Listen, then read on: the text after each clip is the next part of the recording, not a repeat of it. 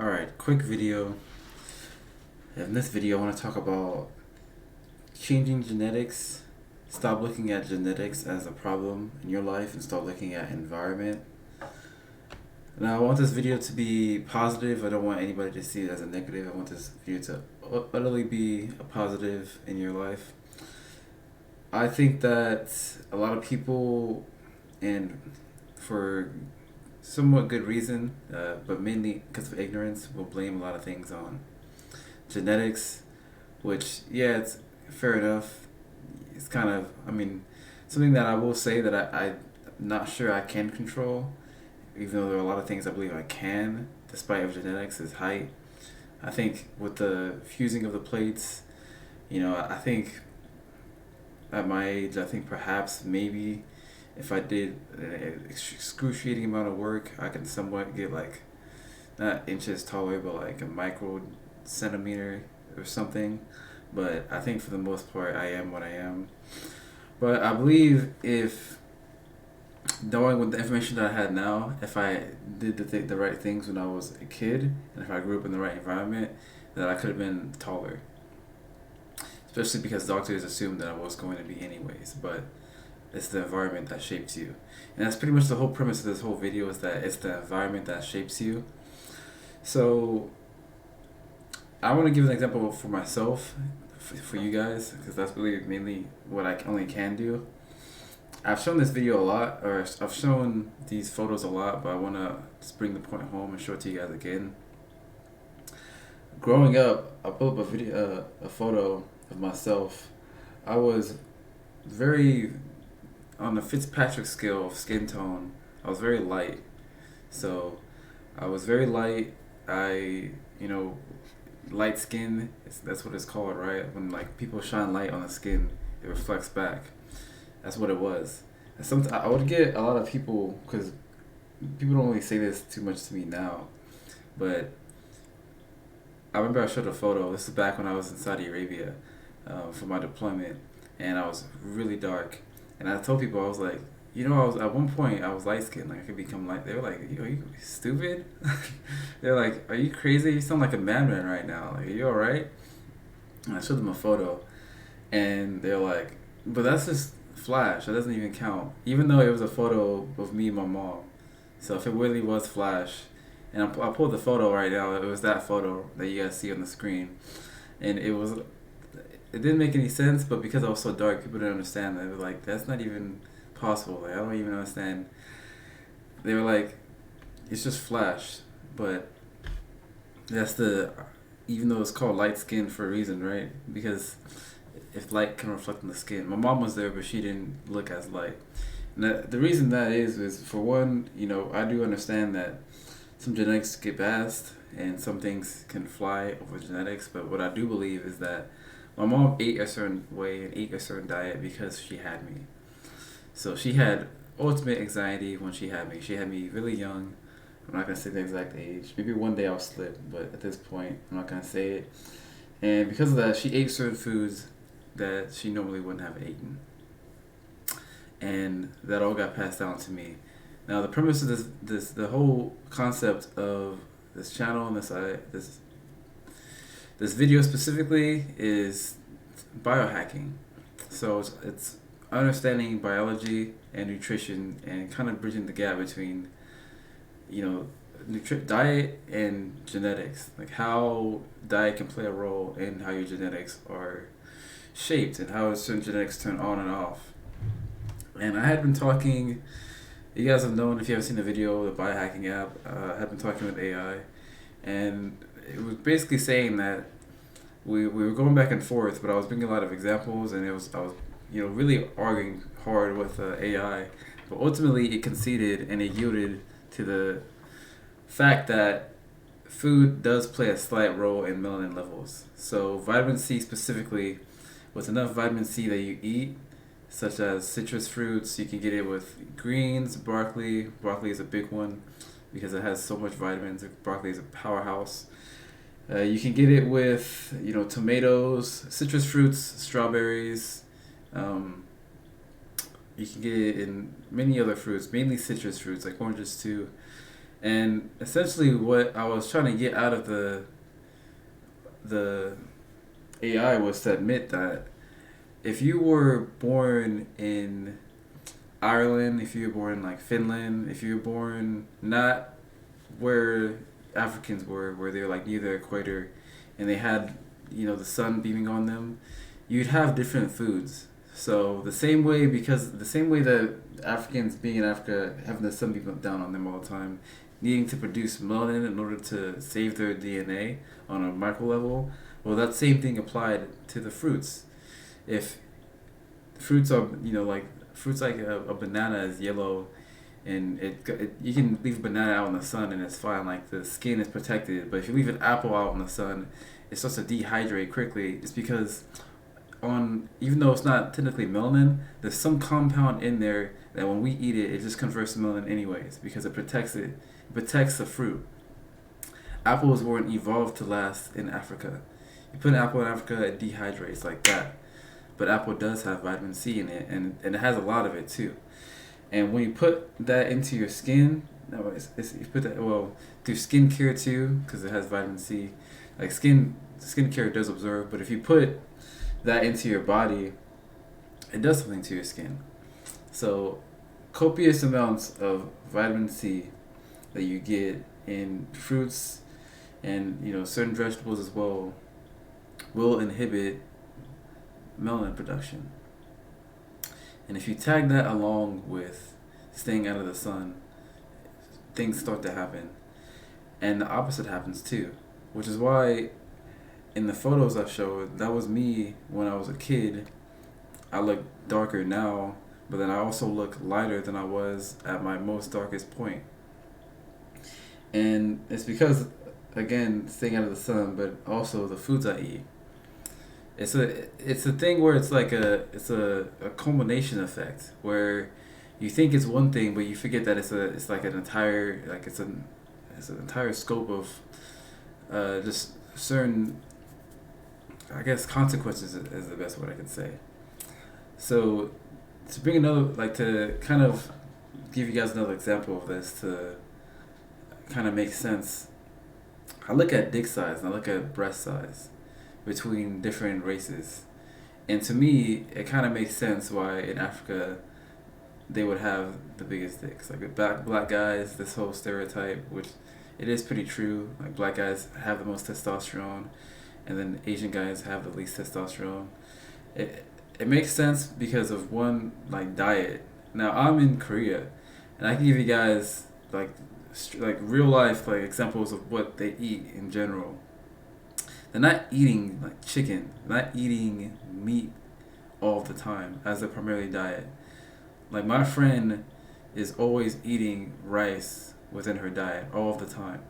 She's always including rice, which is just carbs, which when it's broken down, it turns into fat cells, which again, which is broken down even more, it turns into estrogen. Whereas I don't think we even had rice in Africa. I don't think, at least when I was asking the AI, it wasn't saying anything about rice being a diet that was had there. And being here and just kind of just growing up, like I did have rice in my diet growing up, but it was mainly chicken and broccoli and okra. Okra was something that was very unique for Africa as well, which got passed down to slavery, which is something that we ate. It was that and bananas. You didn't have bananas in the like Iceland and Finland and these other places. They had strawberries, which is something that did well in places and apples, mainly apples, which did well for the cold because apparently vitamin C was hard to get for a lot of Europeans because fruits didn't grow too well during the winter times, but they could preserve it really well. Like apples could be preserved really well because of the ice. They could last months. So that's one thing that stood out. So that, the eating of the rice, but then I also look at culture. So whereas I've seen videos of this, okay? So, that also too, the environment, so the food and then the environment, I imagine that in order to get your dick bigger, it has to be blood going through. Like that's what happens whenever you start to get erect. Blood starts to go through. I don't imagine in a cold environment you can really properly. Your body doesn't prioritize your dick. It probably prioritizes everything else, like the beating of your heart, like the warmth of your stomach, like just other things, like the just organs, in order for you to let blood flow through. Like what usually all of us see this. What happens is whenever you get cold, it just starts to shrink up, and it's survival mechanism. Just imagine having that year round, and then you give birth to a kid, and then they're used to that in their body, like that survival mechanism then gets passed on. It's a shrunken dick gene that's been passed on, because you're always in the cold, whereas in Africa, it's hot all the time. And anybody knows, anytime it's hot, it just starts to hang. Like everything just starts to hang. It just starts to expand more. It's almost like what happens when you get cold. Like your body, you start to when you're hot, you just lay back. When you're cold, you start to shrink up like this. I think that might be a thing too. Like I don't know. I think Africans are probably one of the taller just places, including because I think it's flat. It's more flat too. Like the ground, it's not a lot of mountains, so it's less, I suppose, gravity weighing in. But I believe that one of the taller, specifically Africans, not African Americans, specifically Africans, and the environment that they grew up in allows them to just be taller as well, I believe. On average, I don't know about that. That's something I need to look into, but I haven't. But in theory, to me, it makes sense. The same thing with the dick size. You just constantly hot, and so there's actual room for blood to flow in your dick. Yeah, I think you can make that happen real time in real life. Like if you stop being in an environment that's cold, you start living in an environment that's hot, and then you add culture to it, certain culture aspects that, again, it's a culmination effect. You look at places like China, like Chinese martial artists. I saw a video. I can't say this is true. I don't know, but I just don't see this in Africa. But I saw a video where Chinese, like, not Buddhists. I don't know, these martial artists were just kicking each other in the balls. Like it was some kind of thing that they did. I don't imagine that's good for you. Like you got the cold, wintertime, snowing, the rain. It's always cold all the time, so your dick is shrunken anyways. And then you add on top of that, you're gonna kick yourself in the nuts as a way to show that you're hard. Like instead, what I see is with Africans is they would hang fruit from their balls, and they would hang fruit from like the tip of their dick. Like these kind of things would add blood pressure onto your dick. The heat, like the environment, like those things are just gonna make you have a bigger dick size. The food that they're eating too, you're eating food that's high in testosterone, high in tyrosine compound, eating primarily meat, because fruits would have a hard time growing in the heat, so you have to primarily be eating meat, chicken especially. That's why the stereotype is that black people like chicken. Chicken can grow quite easily in the heat. They can eat the small bugs. Bugs are rampant whenever summer comes around. So chickens are omnivores. So I imagine that's why we get the stereotype black people love chicken. It's probably why we're eating it, because that's what we had. That and then bananas. Some fruits and vegetables grew well, but it had to have melanin in it. And it's been linked that, and it's been seen as well with people who are transgender. Excuse me, sorry. People who transition from male to female. So if you're a female transitioning to male, what you see is they start to get darker. Like their eyes get darker. This is real. They get their skin gets darker. Where the opposite happens, where if they transition to a female, their eyes get lighter and their skin gets lighter as well. And hormones play a part in your melanin levels too. And if you got food that has, it's being grown in a lot of heat, it has to have some kind of melanin compound in it. Not necessarily melanin itself, but something that if you eat can synthesize into melanin, such as tyrosine, then I imagine that would have an impact as well on the testosterone levels, giving them again another boost. Whereas in these Asian cultures, they're eating rice. They're eating a lot of carbs, a lot of carby food, which has helped with overall just you being skinny, like skinny fat. I'm sure, but it doesn't at all help with your dick size. And so this is I don't want to and this can also be extrapolated to breast size too. Like I know black women have some of the biggest breasts, but a lot of it hangs too. Like they don't have really firm breasts, which I imagine again, if you were in a colder place, it wouldn't be hanging. Like there wouldn't be any blood. Like blood, if you were to start massaging here all the time, like I did a little bit of research on this. I know if you massage your breasts, it does have an effect of having it become more bigger and firm. Because there's blood flowing through there. Yeah, I think that having the blood flow through there because the heat, like just easily flow, would make it bigger. Whereas if you're in a cold environment, it'd be more firm, but it also would be smaller too. To me, that makes sense. So if you were to try and perfectly balance the two, then you'd have your perfect breast size. Like if constantly having blood flowing into it, but then not being too hot that it ends up sagging, and not having too much heat going through there that again, it ends up sagging.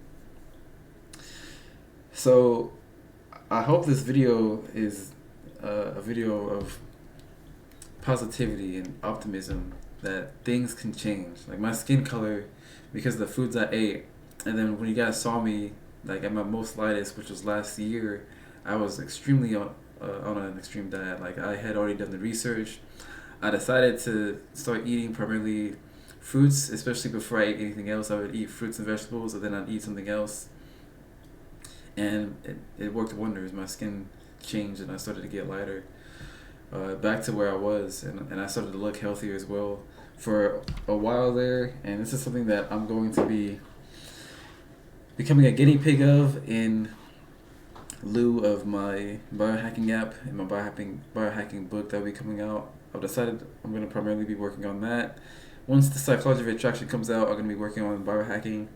I think it's something to research. I had talked with AI, and it was saying that, yeah, if you eat vitamin C and enough of it, and you're staying away from the compound tyrosine, and if you're eating carrots, which I was also looking into eye color as well, and that's a whole, that's eye color, also same thing. So carrots has beta carotene, has vitamin A. It has these vitamins that help with eye health that wasn't seen in Africa. Like carrots were seen in Europe, and that's the primary food that people talk about when they refer to eye health. Anytime you think, and it's just growing up, at least growing up, what I was taught was eat carrots because it's good for your eyes. We somewhat ate carrots. We always ate it when you would boil it, but we never really ate it that much. And nobody ever liked carrots, especially my family. But carrots is really big in Europe, and then you look at that, and then the fact that it was always cold all the time. In some places, I don't know which place it is, but because it's so cold, the sun never comes out ever. Like I don't know if it's year round, but it's a place that for a few months, it's completely isolated from the sun. Just mainly ice, snow, and no sun. So they got lowering melanin levels because they're not seeing the sun. Again, your body's supposed to produce melanin because it reacts to the sun to protect the skin. You got the food that they're eating, which has to, again, have the same reaction as we do. It has to adapt to that environment. So again, it's going to have vitamin C, which inhibits it. And then their eyes themselves are having to adjust to no sun, meaning no light. Just think about that think about a time before we had lights. Like I have a light reflecting right. That's why you guys can see me so well. And no candles, like no light candles, no lighthouses, nothing. Just an environment of no moon even. They don't even have a moon. Imagine having to adapt to that with your eyes. In real time, this is why you see like white girls always wearing glasses all the time, like shades. You don't see that with any like white girls. The primarily people who wear shades, is because their eyes are more sensitive. If you look at their ancestry, look, I was in Saudi Arabia.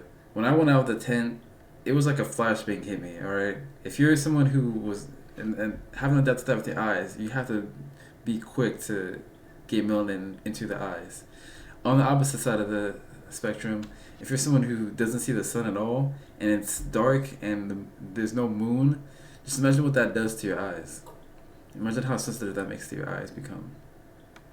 It starts to make sense that you go, okay, no wonder why black people have darker eyes, and then you got Europeans who have blue, green, gray, like all this light spec, like all these different lights, like just these different colors.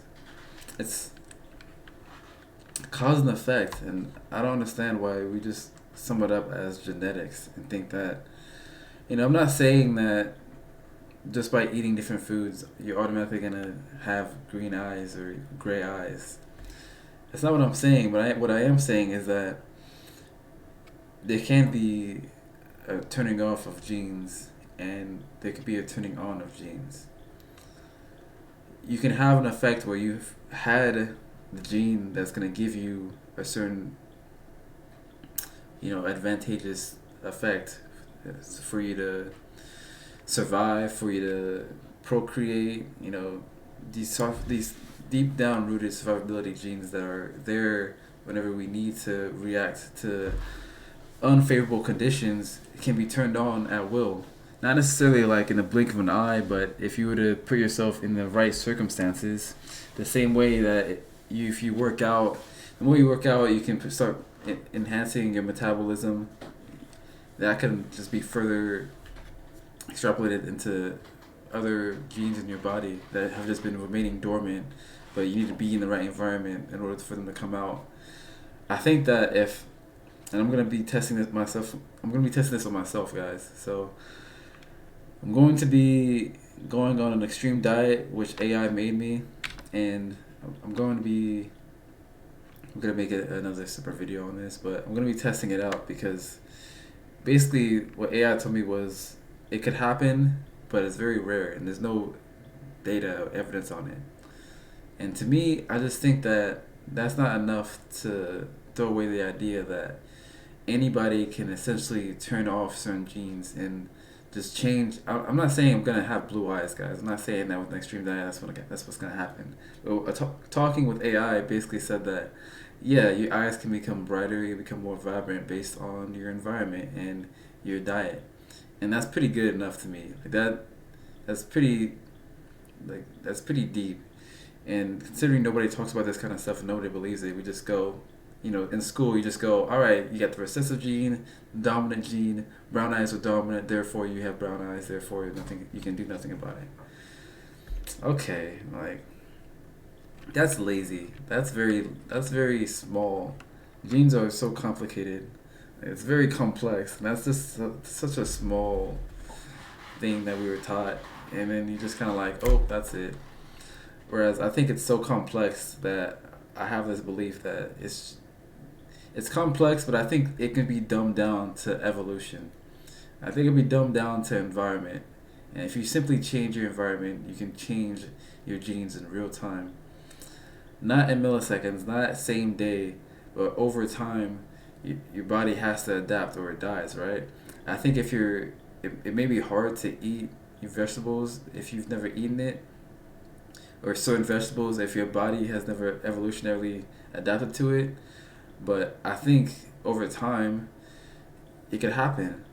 Like, I think about hunters and gatherers, and I did some research on eye color again, and I saw that women have the most abundant eye color range. Like, they take up most of the different eye colors over men. So when it comes to green eyes, women are the most abundant in it over men.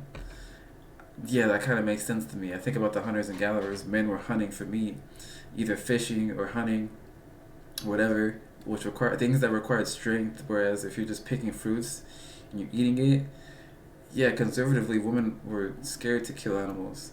if anybody out there has watched the film documentary The Island, it's a season show. It's by Bear Grylls. You can watch the difference in attitude towards killing between the men and the women. Women want to be pets with the pigs, and they want to make them names, and they care for them, and they have a hard time killing animals. Whereas the men are like, "Yep, all right, cool. We got this, crocodile here. You get down over there. You get on that side. I'm gonna pin him down. You spear him with the head." Like, this is the kind of mindset that there is. I'm not saying one is better than the other. I'm just saying evolutionarily, that's how we were separated, and that's the roles that we took on, and that has an effect on the body. Like hunting and killing other predator animals that are constantly in the wild, constantly in the sun, is gonna give you more melanin. Hence why, as I said before, men have more have more testosterone, but also they are more darker in the eyes and more darker in the skin. Whereas women, they mainly stayed inside and then picked fruits. And the fruits, again, like an apple, could survive in the cold really well. So they're getting more vitamin C. They're staying inside more, and thus, generally, women are going to be more lighter and have more of an abundance of lighter eye colors than men. I look at things like that, and you gotta sit there and think like, damn, there may be something there, and nobody talks about it. I don't know why. It's very strange. Like, I don't see anybody talking about this ever, and to me, it just seems like it's staring us right in the face. Like, all along, it's been right there, but we just go genetics. Yeah, it's a bitch. There's nothing you can do about it. Your dick size, yep, it's your genetics. Nothing you can do about it. You're stuck with that dick size. Nothing you can do. Your breast size, your boob size, this goes as deep into bones. I didn't even get. This is gonna be a long video. I didn't even get into bones. We sit here and we think that the bones that we have can't be remodeled, but it's actually very false. And this has been proven by Dr. Mike Mew, actually his father John Mew, excuse me, and this is in terms of just facial reconstruction. So the skull is filled with what's called sutures. So your skull actually has a lot of cracks inside of it, that in between the cracks there's fat, there's like ligaments, there's muscles, there's just certain things that are holding it together. It's not just one base skull that's held together and it's just one large piece. There's actually a lot of cracks and separate pieces that are kind of held together like glue. And because of that, as you get older, it does start to become more and more dense. So it becomes less and less malleable. But while you're young, we all know that babies can, if you drop a baby in the head, that's saying like, were you dropped as a kid? Like, that kind of thing, because the skull as a baby is very much malleable. That still is, even into adulthood, it's still somewhat true.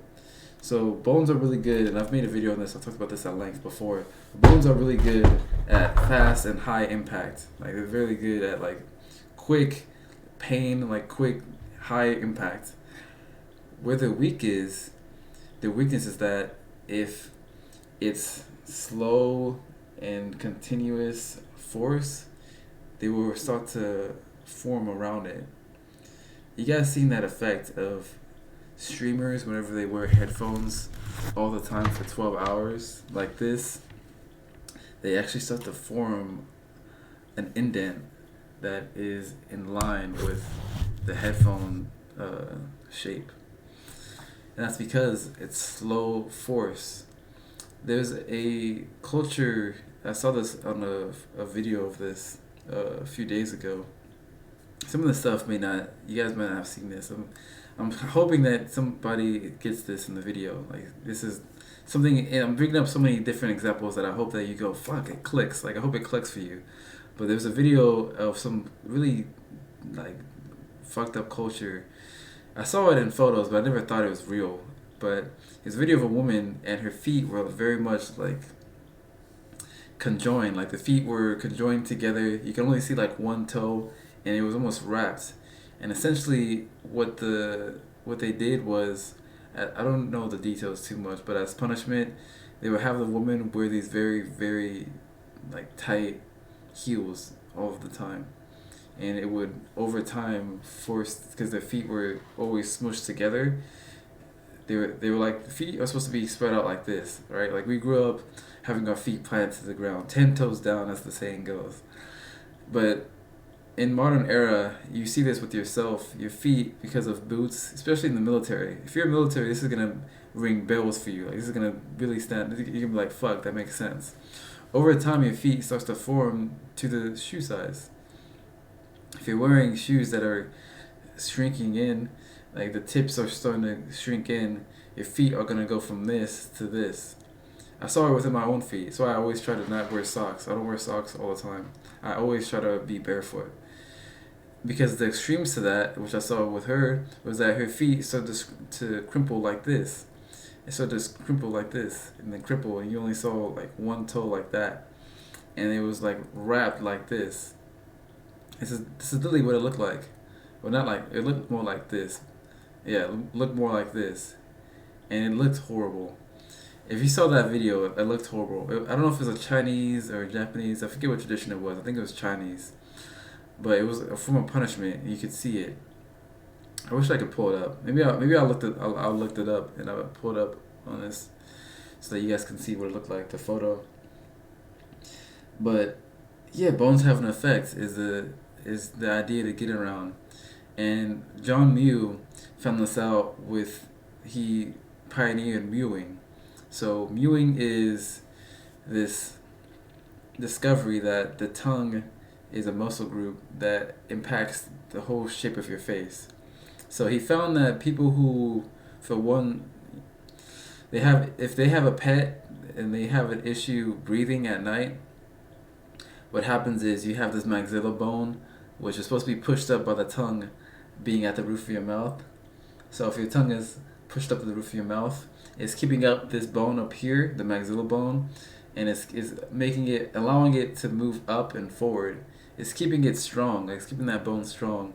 Whereas if you look at somebody like Stephen Hawking is a better example for this as the extreme. You guys saw that his face was collapsing. Like you saw that his face was almost melting, and it's because his I think it was ALS. It was his paralysis issue. ALS is muscle paralysis. You don't have use of your muscles. So he can use his fingers, but he couldn't use anything else. And because of that, you saw significant changes in his face. His face was melting because he didn't have the muscle groups to uphold the bones. It's what upholded the cheekbones. And that's an extreme scale, but you see this with people on a day-to-day. What he saw, because he's like a dentist, not a dentist, but he works with teeth and he's an orthotropist. What he would see is kids who had gotten a pet kitten or a dog and they had allergies, they would have to breathe with their mouth every single day. Because they're breathing with their mouth, their tongue isn't on the roof of their mouth, which is a muscle. It's not keeping those bones up and high, and their face was up to sag. They have a double chin. They won't have a strong jawline. They won't have this line right here where you got the cheekbone that's high and up. Their nose is kind of just puffy and it's like it's concaving inside. That's what would happen. And he started to see that this in combination with just the typical diet, people are eating softer foods. They're not working the 52 muscles of the face. They're not working. They're not eating like hard foods as our ancestors did, where they ate raw fruits. They eat hard meats. All of this compounding together made for weak muscles and therefore more and more unattractive people on a day-to-day. Whereas what he saw was, if people who had good diets, they had their tongue on the roof of the mouth, their mouth was closed when they were sleeping, so they were breathing through their nose.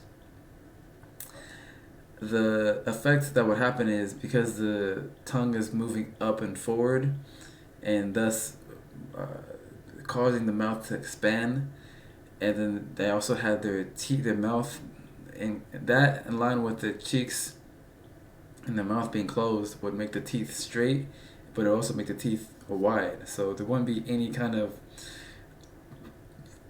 overcrowding of the teeth.